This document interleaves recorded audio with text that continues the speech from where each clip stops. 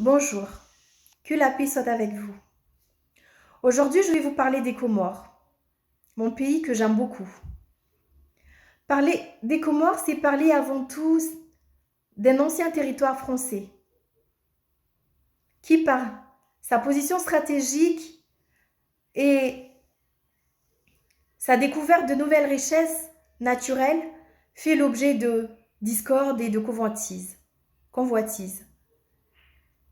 Les Comores ont pris l'indépendance le 6 juillet 1975, sans qu'il y ait ni de morts ni de blessés. La politique comorienne se définissait par une succession de coups d'État, faits par Bob Denard, commandité par le plus offrant. Ainsi, le Comorien n'a jamais connu une véritable politique, une véritable stabilité politique, ni une véritable démocratie. Il aurait fallu attendre, suite à la crise séparatiste d'Anjouan, pour aboutir à des accords, les accords de Fomboni. Ces accords ont permis aux Comoriens de sortir de cette crise, d'avoir un semblant de démocratie et une stabilité politique.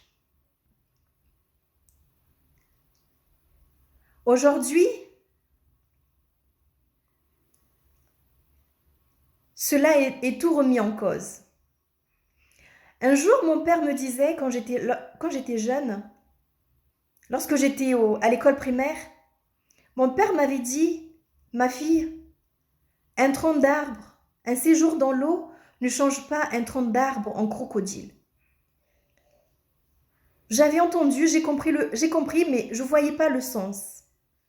Mais avec Jaza, ce proverbe prend tout son sens. Oui, ce proverbe prend tout son sens. Étant jeune, on nous disait que l'ennemi des Comores, c'est Bob Denard, suite à ses coups d'État répétitifs. Aujourd'hui, chers compatriotes, l'ennemi numéro 1 des Comores, c'est M. Jaza. Il entre dans l'histoire. L'ennemi numéro 1 des Comores, c'est Jaza.